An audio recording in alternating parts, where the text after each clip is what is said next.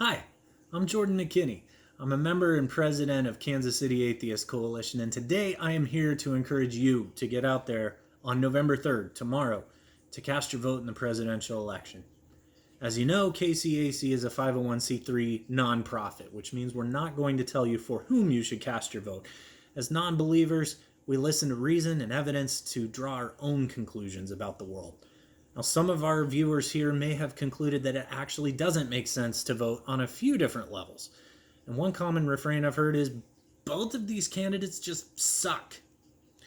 Fortunately, while KCAC can't endorse a candidate, we can say whatever bad things we want about any candidate. And while I can only speak for my own opinions here, I have to say, yeah, neither one of these candidates is ideal. But at the end of the day, one of the candidates is going to be elected president, and that's an inescapable fact. Now, chances are you see more pros than cons for one of the candidates, so please go vote for that one. Another critique I've heard is that the Electoral College is a sucky, convoluted system. Listen, I'm not a fan either, especially when a lot of articles written by smarter people than myself tend to conclude that a straight-up popular vote suffers a fraction of the vulnerability of an Electoral College system. All I have to say there is we have to work with the system we've got. Abstaining from voting is in no way a measure of meaningful change. The winner of an election isn't going to care how many people didn't vote, much less why. Analyzing the makeup of non-voters is the province of the losing side.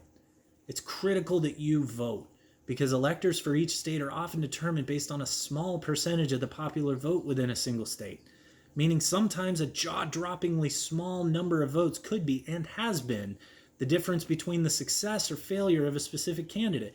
Many of us remember the 2000 election, in which less than 300 votes in the state of Florida determined the outcome of the entire presidential race.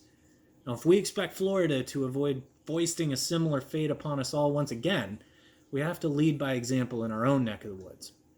What about the whole red state, blue state thing? Sure, I've grown accustomed to living in a state that tends to vote a certain way. I'm not stupid enough to think that my lone vote is going to be enough to move that needle in a different direction, but we can't as easily motivate people to our side through inaction or by taking ourselves out of the game. I know sometimes the right decision is to step away and say, I'm not going to play anymore, so I can absolutely relate to that feeling. That approach, however, only tends to work in limited environments on the local level, not on a scale that determines who holds the most powerful position in the country. Incremental progress is the best outcome to hope for, and better yet, it's realistic and obtainable. The only way for a movement to reach critical mass is through tangible pressure on the right levers of power. I'm making this video because enough atheists and non-believers have already taken themselves out of the game. In fact, the Public Religion Research Institute's numbers indicate that religiously unaffiliated people represented a quarter of the American population in 2016. But only about 15% of that 25% actually voted in the 2016 presidential. Now, my hunch here is that even though KCAC can't take a public stance on which candidate you should vote for, you probably have an opinion on which candidate is most likely to protect your freedom from religion, your ability to live in a society continuously improved by scientific advancement, and most of all, your ability to be safe in your conviction that having no gods is no problem.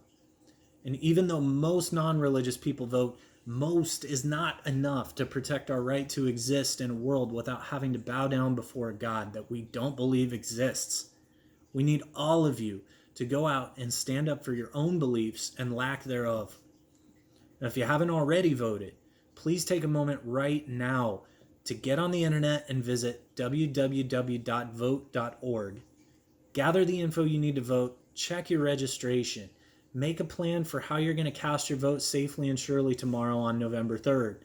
Look at the hours of operation for your polling center, contact the leadership at your job to communicate with them about your voting plan if needed, and make sure you have the documents you need to be permitted to vote. And from one atheist to all you beautiful non-believers out there, thank you so much for your time, and most importantly, thank you for getting out there to cast your vote tomorrow, November 3rd, in the presidential race. Have a wonderful day.